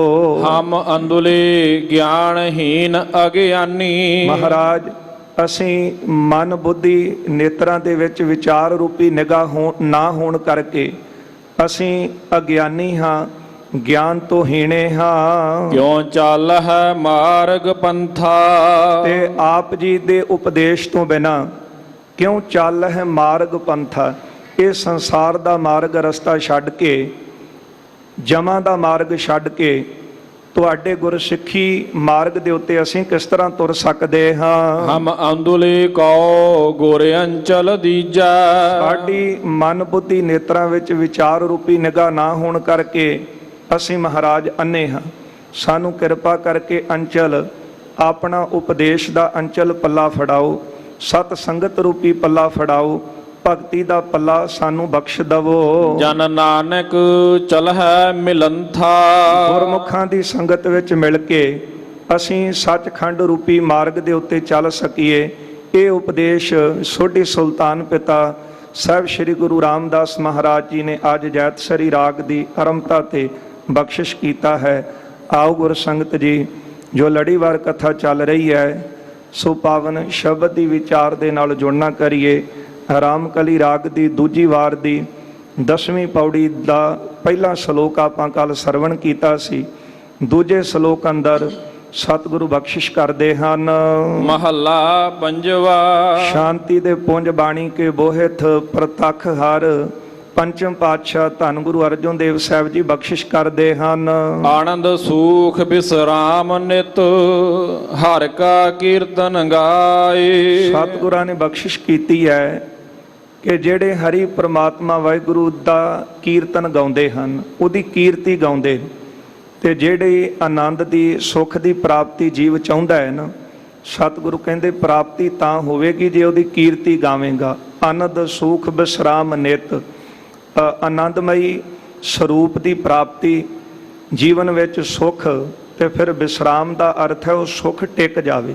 ਕਈ ਵਾਰੀ ਹੁੰਦਾ ਹੈ ਕਿ ਸਾਨੂੰ ਪਦਾਰਥ ਮਿਲੇ, ਉਹਨਾਂ ਪਦਾਰਥਾਂ ਦਾ ਸੁੱਖ ਆਨੰਦ ਲਿਆ ਪਰ ਉਹ ਛਿਨ ਭੰਗਰ ਸਨ, ਉਹ ਨਾਸ਼ ਹੋ ਗਏ। ਕਿਉਂਕਿ ਜੀਵਨ ਵਿੱਚ ਜੇ ਸੁੱਖ ਨੇ ਤੇ ਦੁੱਖ ਵੀ ਹਨ। ਸੁੱਖ ਦੁੱਖ ਦੋਏ ਦਰ ਕੱਪੜੇ ਪਹਿਰੇ ਜਾਏ ਮਨੁੱਖ। ਪਰ ਆਪਾਂ ਦੇਖਦੇ ਹਾਂ ਕਿ ਕਰਮਾਂ ਦੇ ਅਨੁਸਾਰ ਕਿਸੇ ਕੋਲ ਸੁੱਖ ਬਹੁਤੇ ਨੇ, ਦੁੱਖ ਘੱਟ ਨੇ, ਕਿਸੇ ਦੇ ਦੁੱਖ ਬਹੁਤੇ ਨੇ, ਸੁੱਖ ਘੱਟ ਨੇ। ਪਰ ਜੇ ਸੁੱਖ ਹੈ ਤੇ ਫਿਰ ਦੁੱਖ ਵੀ ਆਉਂਦਾ ਹੈ, ਜੇ ਦੁੱਖ ਹੈ ਤੇ ਸਮਾਂ ਬਦਲੇਗਾ, ਸੁੱਖ ਜ਼ਰੂਰ ਆਵੇਗਾ। ਪਰ ਗੁਰਦੇਵ ਬਖਸ਼ਿਸ਼ ਕਰਦੇ ਹਨ, ਜੇ ਤੂੰ ਆਤਮਿਕ ਆਨੰਦ ਦੀ ਪ੍ਰਾਪਤੀ ਚਾਹੁੰਦਾ ਹੈ ਤੇ ਚਾਹੁੰਦਾ ਹੈ ਕਿ ਜੀਵਨ ਵਿੱਚ ਜਿਹੜਾ ਸੁੱਖ ਹੈ ਵਿਸਰਾਮ ਟਿਕ ਜਾਵੇ, ਸਦਾ ਤੇਰੀ ਅਵਸਥਾ ਸੁੱਖ ਦੇ ਵਿੱਚ ਬਤੀਤ ਹੋਵੇ, ਤੇ ਫਿਰ ਗੁਰਦੇਵ ਕਿਰਪਾ ਕਰਦੇ ਨੇ ਇਹ ਕਰਮ ਤੂੰ ਕਰ, ਹਰ ਕਾ ਕੀਰਤਨ ਗਾਓ। ਹਰੀ ਦਾ ਜਿਹੜਾ ਕੀਰਤਨ ਹੈ, ਉਹਦਾ ਜਸ ਹੈ, ਤੂੰ ਗਾ। ਜਗਤ ਗੁਰੂ ਨਾਨਕ ਦੇਵ ਸਾਹਿਬ ਸੱਚੇ ਪਾਤਸ਼ਾਹ ਜੀ ਨੇ ਮਹਾਰਾਜ ਜੀ ਦੇ ਸਮੇਂ ਤੋਂ ਹੀ ਗੁਰ ਸ਼ਬਦ ਦੇ ਕੀਰਤਨ ਦੀ ਆਰੰਭਤਾ ਹੋਈ, ਤੇ ਗੁਰੂ ਨਾਨਕ ਸਾਹਿਬ ਸੱਚੇ ਪਾਤਸ਼ਾਹ ਜੀ ਦੇ ਦਰ ਦੇ ਕੀਰਤਨੀਏ ਅਤੀ ਸਨਮਾਨਯੋਗ ਭਾਈ ਮਰਦਾਨਾ ਜੀ, ਇਹ ਗੁਰੂ ਘਰ ਦੇ ਪਹਿਲੇ ਕੀਰਤਨੀਏ ਜਿਨ੍ਹਾਂ ਦਾ ਜਨਮ ਰਾਏ ਭੋਏ ਦੀ ਤਲਵੰਡੀ ਪਿਤਾ ਬਾਦਰੋ ਤੇ ਮਾਤਾ ਲੱਖੋ ਜੀ ਦੀ ਕੁੱਖ ਤੋਂ ਇਹਨਾਂ ਦਾ ਜਨਮ ਹੋਇਆ। ਗੁਰੂ ਨਾਨਕ ਸਾਹਿਬ ਮਹਾਰਾਜ ਜੀ ਤੋਂ ਤਕਰੀਬਨ ਇਹਨਾਂ ਦੀ ਉਮਰ ਆਪਾਂ ਦੇਖਦੇ ਹਾਂ ਤੇ 10 ਸਾਲ ਵੱਡੀ ਹੈ। ਪਰ ਗੁਰੂ ਨਾਨਕ ਸਾਹਿਬ ਜੀ ਦੇ ਨਾਲ ਜਦੋਂ ਮਿਲਾਪ ਹੋਇਆ, ਇਹਨਾਂ ਦੀ ਉਮਰ ਜਿਹੜੀ ਸੀ 21 ਵਰਿਆਂ ਦੀ, ਤੇ ਗੁਰੂ ਨਾਨਕ ਸਾਹਿਬ ਜੀ ਦੀ ਉਮਰ ਉਸ ਵਕਤ 11 ਵਰਿਆਂ ਦੀ ਸੀ। ਸਤਿਗੁਰਾਂ ਨੇ ਭੈਣ ਨਾਨਕੀ ਪਾਸ ਭੇਜਿਆ, ਉਹਨਾਂ ਕੋਲੋਂ ਪੈਸੇ ਲੈ ਕੇ ਤੇ ਜਿਹੜਾ ਫਿਰੰਦਾ ਰਬਾਬੀ ਹੈ ਉਹਦੇ ਕੋਲੋਂ ਰਬਾਬ ਲੈ ਕੇ ਆ ਭਾਈ ਮਰਦਾਨਾ ਜੀ। ਕਿਉਂਕਿ ਗੁਰੂ ਘਰ ਵਿੱਚ ਜਿਹੜਾ ਸਾਜ਼ ਹੈ ਉਹ ਪਹਿਲਾ ਰਬਾਬ ਆਈ ਕੀਰਤਨ ਕਰਨ ਵਾਸਤੇ, ਤੇ ਉਹ ਰਬਾਬ ਦੀ ਜਿਹੜੀ ਭੇਟਾ ਸੀ ਉਹ ਸਤਿਗੁਰੂ ਗੁਰੂ ਨਾਨਕ ਸਾਹਿਬ ਜੀ ਦੇ ਅਤੀ ਸਨਮਾਨਯੋਗ ਭੈਣ ਨਾਨਕੀ ਜੀ ਨੇ ਭੇਟਾ ਦਿੱਤੀ ਸੀ। ਭਾਈ ਮਰਦਾਨਾ ਜੀ ਉਹ ਭੇਟਾ ਲੈ ਕੇ ਗਏ, ਫਿਰੰਦੇ ਰਬਾਬੀ ਪਾਸੋਂ ਰਬਾਬ ਲਈ ਤੇ ਗੁਰੂ ਨਾਨਕ ਸਾਹਿਬ ਜੀ ਦੇ ਕੋਲ ਆ ਕੇ ਸਤਿਗੁਰਾਂ ਦਾ ਹੁਕਮ ਪਾ ਕੇ ਉਹ ਰਬਾਬ ਦੀ ਤੰਦ ਵਜਾਈ, ਤੰਦ ਛੇੜੀ ਹੈ। ਭਾਈ ਸੰਤੋਖ ਸਿੰਘ ਜੀ ਲਿਖਦੇ, ਗੁਰੂ ਨਾਨਕ ਸਾਹਿਬ ਜੀ ਦਾ ਬਚਨ ਪਾ ਕੇ ਭਾਈ ਮਰਦਾਨਾ ਜੀ ਨੇ ਕੀਰਤਨ ਆਰੰਭ ਕੀਤਾ। ਐਸਾ ਆਨੰਦ ਬਣਿਆ ਕਿ ਬ੍ਰਿਕਸ਼ਾਂ ਤੋਂ ਵੀ ਰਸ ਜਿਹੜਾ ਸੀ ਉਹ ਚੋਣ ਲੱਗਾ। ਇਹ ਗੁਰੂ ਨਾਨਕ ਸਾਹਿਬ ਜੀ ਦੇ ਘਰ ਦੇ ਵਿੱਚ ਸ਼ਬਦ ਦੇ ਕੀਰਤਨ ਦੀ ਮਹਾਨਤਾ ਹੈ ਕਿ ਜਿਹੜਾ ਪ੍ਰੇਮ ਦੇ ਨਾਲ ਗੁਰੂ ਘਰ ਕੀਰਤਨ ਸਰਵਣ ਕਰਦੇ ਹਾਂ ਉਹਦੇ ਵਰਗਾ ਆਨੰਦ ਹੋਰ ਕਿਸੇ ਪਦਾਰਥ ਵਿੱਚ ਨਹੀਂ, ਉਹਦੇ ਵਰਗਾ ਸੁੱਖ ਕਿਤੇ ਹੋਰ ਨਹੀਂ। ਉਹ ਸੁੱਖ ਸਦਾ ਹੀ ਹਿਰਦੇ ਵਿੱਚ ਬਣਿਆ ਰਹਿੰਦਾ ਹੈ। ਸੋ ਇੱਕ ਵਿਦਵਾਨ ਨੇ ਸੁੰਦਰ ਸਤਰਾਂ ਲਿਖੀਆਂ ਨੇ, ਘੱਲ ਕੇ ਫਿਰੰਦੇ ਤਾਈਂ ਰਬਾਬ ਸੀ ਮੰਗਾਇਆ ਪਹਿਲਾਂ, ਆਪ ਹੀ ਸਿਖਾਇਆ ਉਹਨੂੰ ਆਂਦਾ ਨਾ ਬਜਾਨਾ ਸੀ। ਚਾਰੇ ਕੁੰਡੀ ਤਾਰ ਵੱਜੀ ਜੰਗਲੀ ਪਹਾੜੀ ਥਲੀ, ਸੁਣੀ ਹੋਇਆ ਪਾਰ ਰਹਿਆ ਆਵਣ ਨਾ ਜਾਣਾ ਸੀ। ਸੱਜਣ ਜਿਹੇ ਠੱਗ ਜਗ ਲੋਧੀ ਜੇ ਕਾਬਰਾਂ ਨੇ, ਬਾਬਰ ਜੇ ਜਾਬਰਾਂ ਨੇ ਸੁਣਿਆ ਤਰਾਨਾ ਸੀ। ਰੱਬ ਦਾ ਰਬਾਬੀ ਰੱਬ ਆਬੀ ਭਿੰਨੀ ਤਾਰ ਜਿਹਦੀ, ਨਾਮ ਮਰਦਾਨਾ ਜਗ ਤਾਰਨਾ ਬਹਾਨਾ ਸੀ। ਗੁਰੂ ਨਾਨਕ ਸਾਹਿਬ ਸੱਚੇ ਪਾਤਸ਼ਾਹ ਜੀ ਦੇ ਕੋਲ 54 ਸਾਲ ਗੁਰੂ ਘਰ ਰਹਿ ਕੇ ਭਾਈ ਮਰਦਾਨਾ ਜੀ ਨੇ ਕੀਰਤਨ ਕੀਤਾ। ਭਾਈ ਵੀਰ ਸਿੰਘ ਤਾਂ ਇੱਥੋਂ ਤੱਕ ਲਿਖਦੇ ਹਨ, ਸੰਗਤ ਜੀ ਜੇ ਸ਼ਬਦ ਤੇ ਸੁਰਤ ਦਾ ਮਿਲਾਪ ਦੇਖਣਾ ਹੈ ਨਾ ਤੇ ਫਿਰ ਭਾਈ ਮਰਦਾਨੇ ਨੂੰ ਗੁਰੂ ਨਾਨਕ ਸਾਹਿਬ ਜੀ ਦੇ ਕੋਲ ਦੇਖੀਏ। ਜਿੰਨਾ ਚਿਰ ਆਪਾਂ ਕਈ ਵਾਰੀ ਕਹਿ ਦਿੰਦੇ ਹਾਂ ਕਿ ਨਾਰਾਜ਼ ਹੋ ਕੇ ਚਲੇ ਗਏ, ਉਹ ਤਾਂ ਦੋਹਾਂ ਸਿਰਿਆਂ ਕਾਪ ਸੁਆਮੀ ਹੈ। ਕਿਉਂਕਿ ਆਪ ਭਾਈ ਮਰਦਾਨੇ ਨੂੰ ਗੁਰੂ ਨਾਨਕ ਸਾਹਿਬ ਜੀ ਨੇ ਉਪਦੇਸ਼ ਦਿੱਤਾ ਤੇ ਆਪ ਹੀ ਸਤਿਗੁਰੂ ਖੇਡ ਵਰਤਾਉਂਦੇ ਤੇ ਭਾਈ ਮਰਦਾਨਾ ਜੀ ਦੂਰ ਜਾਂਦੇ ਤੇ ਉਹਨਾਂ ਨੂੰ ਕੋਈ ਨਾ ਕੋਈ ਵਿਪਤਾ ਘੇਰ ਲੈਂਦੀ। ਭਾਈ ਵੀਰ ਸਿੰਘ ਲਿਖਦੇ ਨੇ ਦਾ ਕਾਰਨ ਕਿ ਜਿੰਨਾ ਤੇਰੀ ਸ਼ਬਦ ਸੁਰਤ ਵਿੱਚ ਟਿਕੀ ਰਹੇਗੀ ਉਹਨਾਂ ਚਿਰ ਤੇਰੇ ਆਨੰਦ ਸੁਖ ਤੈਨੂੰ ਵਿਸ਼ਰਾਮ ਦੀ ਪ੍ਰਾਪਤੀ ਹੋਵੇਗੀ। ਪਰ ਜਦੋਂ ਇਹ ਸੁਰਤ ਸ਼ਬਦ ਤੋਂ ਦੂਰ ਗਈ, ਕੀਰਤਨ ਤੋਂ ਦੂਰ ਗਈ ਤੇ ਫਿਰ ਦੁੱਖ ਆ ਘੇਰਦੇ ਨੇ। ਅੱਜ ਸਤਿਗੁਰੂ ਬਖਸ਼ਿਸ਼ ਕਰਦੇ ਹਨ, ਅਨੰਦ ਸੁਖ ਵਿਸ਼ਰਾਮ ਨਿਤ ਹਰ ਕਾ ਕੀਰਤਨ ਗਾਏ। ਹਰੀ ਦਾ ਕੀਰਤਨ ਗਾਉਣ ਦੇ ਨਾਲ ਆਤਮਿਕ ਆਨੰਦ ਸੁਖ ਦੀ ਪ੍ਰਾਪਤੀ ਹੁੰਦੀ ਹੈ। ਫਿਰ ਇਹ ਸੁਖ ਸਦਾ ਹੀ ਵਿਸ਼ਰਾਮ ਟਿਕਿਆ ਰਹਿੰਦਾ ਹੈ, ਅੰਦਰ ਬਣਿਆ ਰਹਿੰਦਾ ਹੈ। ਅਵਰ ਸਿਆਣਪ ਛਾੜ ਦੇਹ ਨਾਨਕ ਉਦਰ ਸੁਨਾਏ। ਇਸ ਸ਼ਲੋਕ ਦੇ ਅੰਦਰ ਵੀ ਸਤਿਗੁਰਾਂ ਨੇ ਉਪਦੇਸ਼ ਦਿੱਤਾ ਹੈ ਕਿ ਨਾਮ ਦੇ ਨਾਲ ਹੀ ਤੇਰਾ ਸੰਸਾਰ ਵਿੱਚੋਂ ਉਦਾਰ ਹੋਣਾ ਹੈ, ਤੂੰ ਤਰ ਸਕਦਾ ਹੈ। ਇਸ ਲਈ ਅਵਰ ਸਿਆਣਪ ਛਾੜ ਦੇ, ਜਿਹੜੀਆਂ ਤੂੰ ਚਤੁਰਾਈਆਂ ਦੀ ਪੰਡ ਚੁੱਕੀ ਫਿਰਦਾ ਹੈ ਨਾ, ਮਹਾਰਾਜ ਕਹਿੰਦੇ ਨੇ ਚਤੁਰਾਈ ਸਿਆਣਪਾਂ ਕਿਤੇ ਕੰਮ ਨਾ ਆਈ। ਭਗਤ ਧੰਨਾ ਜੀ ਦਾ ਜੀਵਨ ਪੜ੍ਹ ਲਈਏ ਤੇ ਪੜ੍ਹਦੇ ਹਾਂ, ਭੋਲਾ ਭਾਓ ਭੋਲਾ ਭਾਓ ਭੋਲਾ ਭਾਓ ਗੋਬਿੰਦ ਮਿਲਾਵੇ। ਭਗਤ ਧੰਨਾ ਜੀ ਦਾ ਭੋਲਾ ਸੁਭਾਅ ਸੀ, ਪਰ ਹਿਰਦਾ ਜਿਹੜਾ ਸੀ ਉਹ ਪਵਿੱਤਰ ਹੋਣ ਕਰਕੇ ਨਾਮ ਜਪਿਆ ਤੇ ਖੇਤਾਂ ਵਿੱਚ ਬੈਠਿਆਂ ਹੀ, ਜਿੱਥੇ ਅੱਜ ਉਹਨਾਂ ਦਾ ਆਪਾਂ ਨਗਰ ਦੇਖਦੇ ਹਾਂ, ਖੇਤ ਦੇਖਦੇ ਹਾਂ, ਉੱਥੇ ਭਗਤ ਜੀ ਨੂੰ ਪਰਮਾਤਮਾ ਵਾਹਿਗੁਰੂ ਜੀ ਨੇ ਪ੍ਰਤੱਖ ਦਰਸ਼ਨ ਦਿੱਤੇ। ਗੋਪਾਲ ਤੇਰਾ ਆਰਤਾ ਜੋ ਜਨ ਤੁਮਰੀ ਭਗਤ ਕਰਨ ਤੇ ਤਿਨ ਕੇ ਕਾਜ ਸਵਾਰਤਾ। ਤੇ ਸਤਿਗੁਰੂ ਬਖਸ਼ਿਸ਼ ਕਰਦੇ ਨੇ, ਅਵਰ ਸਿਆਣਪ ਛਾੜ ਦੇ। ਇਹ ਸਿਆਣਪਾਂ ਤੇਰੀਆਂ ਇੱਥੇ ਕੰਮ ਆ ਸਕਦੀਆਂ ਨੇ, ਪਰ ਅੱਗੇ ਪਰਲੋਕ ਵਿੱਚ ਇਹ ਸਿਆਣਪ ਕੰਮ ਨਹੀਂ ਆਉਣੇ। ਕਹਿੰਦੇ ਇੱਕ ਅਫਲਾਤੂ ਹੋਇਆ, ਸਿਕੰਦਰ ਬਾਦਸ਼ਾਹ ਦਾ ਇਹ ਵਜ਼ੀਰ ਸੀ ਤੇ ਅਕਸਰ ਹੀ ਜਿਹੜੇ ਬਾਦਸ਼ਾਹ ਦੇ ਵਜ਼ੀਰ ਹੁੰਦੇ ਬੜੇ ਸਿਆਣੇ ਤੇ ਬੜੇ ਚਾਤਰ ਬੁੱਧੀ ਵਾਲੇ ਹੁੰਦੇ। ਕਹਿੰਦੇ ਅਫਲਾਤੂ ਕੋਲ ਇਹ ਸਿੱਧੀ ਸੀ ਕਿ ਉਹ ਸਿੱਧੀ ਦੇ ਨਾਲ ਕਈ ਆਪਣੇ ਵਰਗੇ ਸਰੀਰ ਬਣਾ ਸਕਦਾ ਸੀ। ਇਹ ਬੜਾ ਸਿਆਣਾ, ਜਦੋਂ ਅਖੀਰਲਾ ਇਹਦਾ ਸਮਾਂ ਆਇਆ, ਇਸ ਨੇ ਆਪਣੇ ਵਰਗੇ ਕਈ ਸਰੀਰ ਜਿਹੜੇ ਉਹ ਤਿਆਰ ਕਰ ਲਏ। ਕਹਿੰਦੇ ਜਦੋਂ ਜਮਾਂ ਦੇ ਦੂਤ ਇਹਨੂੰ ਲੈਣ ਵਾਸਤੇ ਆਏ, ਇਹ ਸਾਖੀ ਵੈਸੇ ਸਮਝਣ ਵਾਸਤੇ ਆ ਕਿ ਸਿਆਣਪਾਂ ਦੀ ਭਾਵੇਂ ਸਿਰ ਤੇ ਪੰਡ ਚੁੱਕੀ ਹੋਵੇ, ਪਰ ਮਲਕਲ ਮੌਤ ਜਾਵਸੀ ਸਭ ਦਰਵਾਜ਼ੇ ਭੰਨ। ਸਿਆਣਪ ਬੁੱਧੀ ਵੀ ਤਾਂ ਇੱਕ ਦਰਵਾਜ਼ਾ ਹੈ। ਬੰਦਾ ਬੜੇ ਯਤਨ ਕਰਦਾ ਹੈ, ਮੈਂ ਇਧਰੋਂ ਬਚਾਂ ਉਧਰੋਂ ਬਚਾਂ, ਪਰ ਧਰਮ ਰਾਜੇ ਦੇ ਦੂਤਾਂ ਕੋਲੋਂ ਬਚਣਾ ਬਹੁਤ ਔਖਾ ਹੈ। ਉਸ ਵੇਲੇ ਅਫਲਾਤੂ ਨੇ ਕਈ ਸਰੀਰ ਤਿਆਰ ਕੀਤੇ। ਦੂਤ ਆਏ, ਦੇਖ ਕੇ ਦੰਗ ਰਹਿ ਗਏ ਕਿ ਅਫਲਾਤੂ ਕੌਣ ਹੈ, ਕਿਸ ਤਰ੍ਹਾਂ ਇਹਨੂੰ ਲਿਜਾਈਏ। ਉਹ ਵਾਪਸ ਧਰਮ ਰਾਜੇ ਦੇ ਕੋਲ ਗਏ, ਧਰਮ ਰਾਜੇ ਨੂੰ ਵਾਰਤਾ ਦੱਸੀ ਤੇ ਉਹ ਧਰਮ ਰਾਜਾ ਕਹਿਣ ਲੱਗਾ ਕਿ ਤੁਸੀਂ ਜਾਓ ਫਿਰ ਤੇ ਜਿੰਨੇ ਉਹਨੇ ਸਰੀਰ ਬਣਾਏ ਨੇ ਨਾ, ਉਹਨਾਂ ਸਾਰਿਆਂ ਦੀ ਸਿਫਤ ਕਰਿਓ ਪਰ ਅਖੀਰ ਤੇ 2-3 ਸਰੀਰਾਂ ਵਿੱਚੋਂ ਨੁਕਸ ਕੱਢ ਦਿਓ। ਹਉਮੈ ਨੂੰ ਸੱਟ ਵੱਜਦੀ ਹੈ ਨਾ, ਤੁਸੀਂ 2-3 ਸਰੀਰਾਂ ਚੋਂ ਨੁਕਸ ਕੱਢਿਓ ਤੇ ਆਪੇ ਬੋਲ ਪਵੇਗਾ। ਉਸੇ ਤਰ੍ਹਾਂ ਦੂਤਾਂ ਨੇ ਕੀਤਾ। ਸ਼ੁਰੂ ਹੋਏ ਪਹਿਲੇ ਸਰੀਰ ਤੋਂ, ਕਹਿਣ ਲੱਗੇ ਵਾਹ ਬਣਾਉਣ ਵਾਲਿਆ, ਤੇਰੀ ਬੁੱਧੀ ਧਨ ਹੈ, ਤੇਰੇ ਮਾਂ-ਬਾਪ ਵੀ ਧਨ ਨੇ ਕਿ ਜਿਨ੍ਹਾਂ ਨੇ ਇੰਨੇ ਸਿਆਣੇ ਪੁੱਤ ਨੂੰ ਜਨਮ ਦਿੱਤਾ। ਦੂਜਾ ਸਰੀਰ ਵੇਖ ਕੇ ਕਹਿੰਦੇ ਵਾਹ, ਤੀਜਾ ਸਰੀਰ ਦੇਖ ਕੇ ਕਹਿੰਦੇ ਵਾਹ। ਜਦੋਂ ਅਖੀਰ ਤੇ ਗਏ ਤੇ ਦੂਤ ਕਹਿਣ ਲੱਗੇ ਉਹ ਸਰੀਰ ਤਾਂ ਬੜਾ ਸੋਹਣਾ ਬਣਿਆ ਪਰ ਇਹਦਾ ਥੋੜਾ ਜਿਹਾ ਨੱਕ ਟੇਢਾ ਹੈ। ਅਗਲੇ ਸਰੀਰ ਕੋਲ ਗਏ, ਕਹਿੰਦੇ ਇਹਦਾ ਸਿਰ ਟੇਢਾ ਲੱਗਾ ਹੈ। ਜਦੋਂ ਤੀਜੇ ਸਰੀਰ ਚੋਂ ਨੁਕਸ ਕੱਢਿਆ ਉਸ ਵੇਲੇ ਅਫਲਾਤੂ ਬੋਲ ਉੱਠਿਆ, ਕਹਿਣ ਲੱਗਾ ਸਰੀਰ ਤਾਂ ਸਾਰੇ ਇੱਕੋ ਜਿਹੇ ਨੇ, ਕਿਉਂ ਨੁਕਸ ਕੱਢ ਰਹੇ ਹੋ? ਇਹਦੇ ਵਿੱਚ ਕਿਸੇ ਵਿੱਚ ਨੁਕਸ ਨਹੀਂ। ਉਹ ਕਹਿਣ ਲੱਗੇ ਨੁਕਸ ਤੇ ਅਸੀਂ ਕੀ ਕੱਢਣਾ ਸੀ, ਫੜਨਾ ਤੇ ਅਸੀਂ ਤੈਨੂੰ ਸੀ। ਚੱਲ ਆ ਚਲੀਏ। ਦੂਤਾਂ ਨੇ ਧਰਮ ਰਾਜੇ ਵੱਲ ਤੋਰ ਲਏ।